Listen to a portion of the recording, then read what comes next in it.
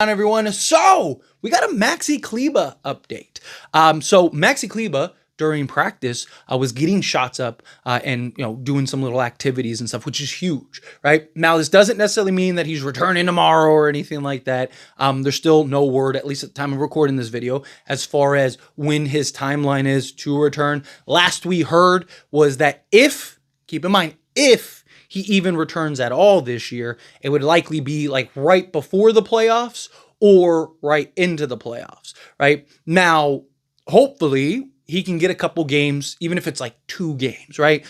Just a couple games right before the playoffs. We still have about 2 weeks or so, little shy before the season is over. So that gives him time now that he's starting to get on court activities, start ramping up a little bit, hopefully get back onto the basketball court. And then, like I said, maybe get a game or 2, ideally. Right. Regardless, I would love to have him back, even if it's not until the postseason. Right. Let's say it's even the second round, if we make it in the second round, because he is such a versatile piece that could help in a multitude of ways for us. And just primarily his size would be very welcomed, right? He's 6'10", he's 240, 6'10", 6'11", 240 pounds. So he's big, he's physical, right? He's more of a stretch big, right? But he is very versatile in a multitude of ways. He can make the pass. He also has chemistry and familiarity with Luka, which is very valuable too, because again, it just gives Luka another guy out there on the basketball court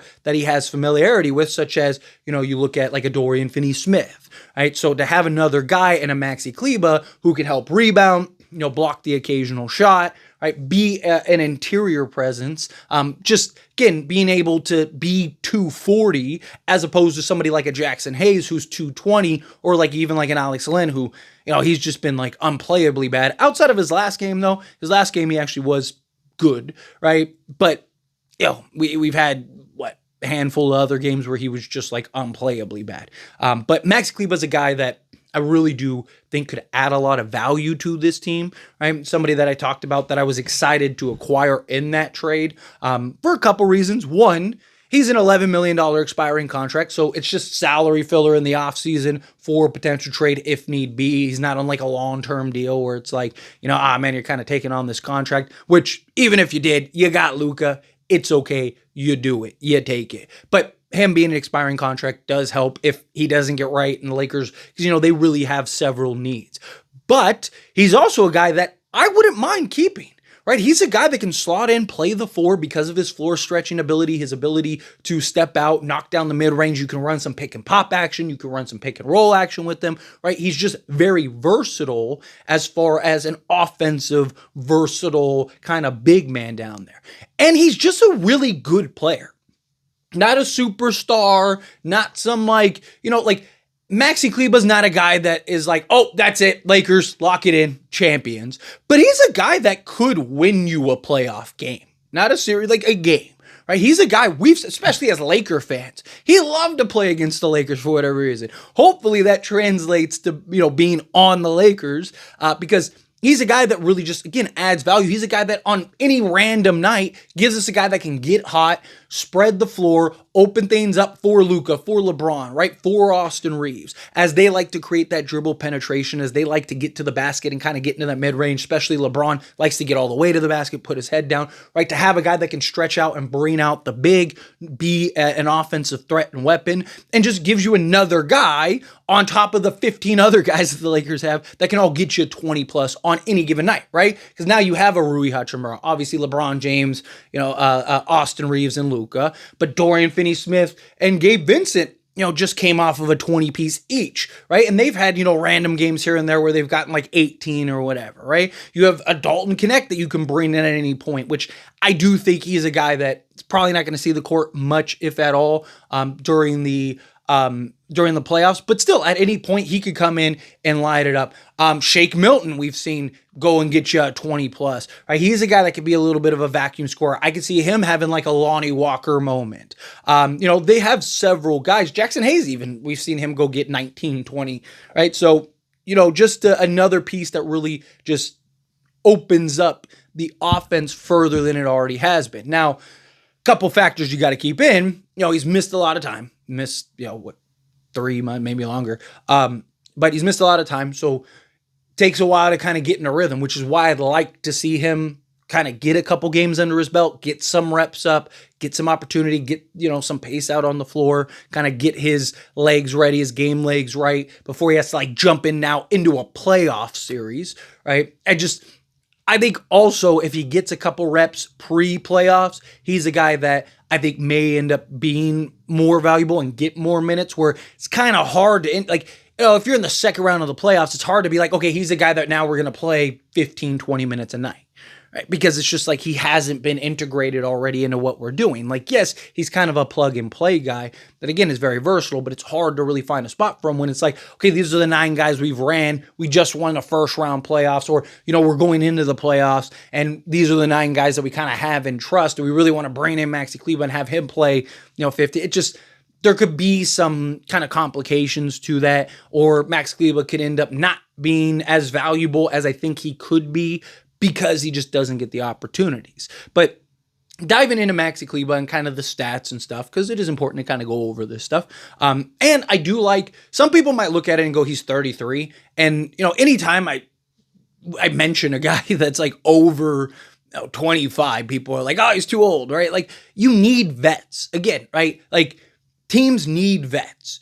It's one of the problems that you've seen with some of these young teams, particularly in the playoffs. Why do you think LeBron James wanted Markieff Morris so bad when he was considering retirement, right? Because you need those guys. You need the veterans. You need guys that have been there and done that. Look how valuable Dorian Finney-Smith is to the Lakers, right? Even a guy like Gabe Vincent, because of his experience, because they've gone on deep playoff runs, because they've been in conference finals and NBA finals and stuff like that. Same thing with Max Kleber. Him being 33, I think, is a value for the Lakers because he's comfortable in situations. He's gone to conference finals. He's gone to NBA finals and played a role and been a piece. But just something to keep in mind, because people always like, oh, he's old. Like, how much? Like, again, 33, he's not that old. Yes, he's on the wrong side of 30, but he's not 37, 38. But also his game ages well.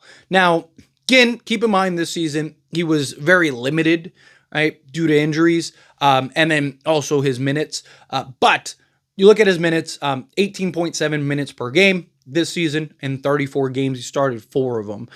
He shot 38.5% from the floor, right? 2.8 attempts. So a very small sample size. He did shoot a abysmal 26.5% from 3-point range, but on 1.4 attempts. He is a guy that has had multiple years in which he shot 38 to 40%.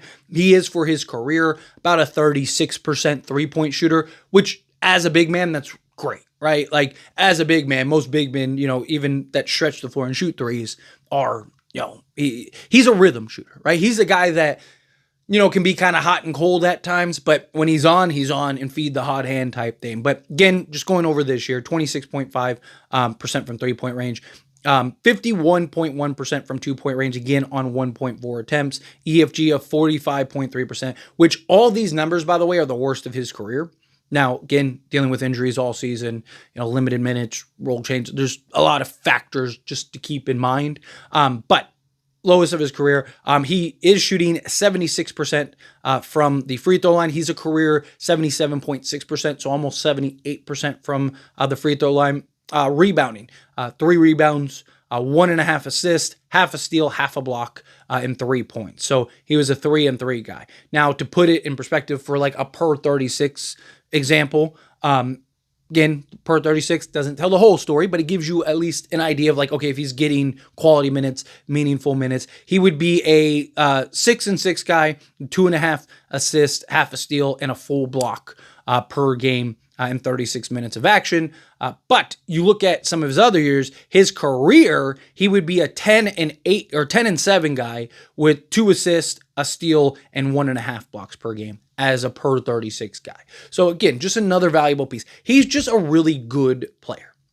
He knows his role, plays his role well. He fits in those spots very well, gives you a big physical body, a guy that can stretch the floor. We don't really have that floor spacing big, right? Like Jackson Hayes isn't a 3-point shooter. Alex Len, saw him knock down a 3, but he's not really a floor stretching big man, where a Maxi Kleber, he is a guy that can knock down the 3. Again, a bit of a rhythm shooter, a bit of a guy that can be hot and cold at times, but guy that you could throw out there, bang with the big boys, like I mentioned, give you the occasional block shot, get a steal.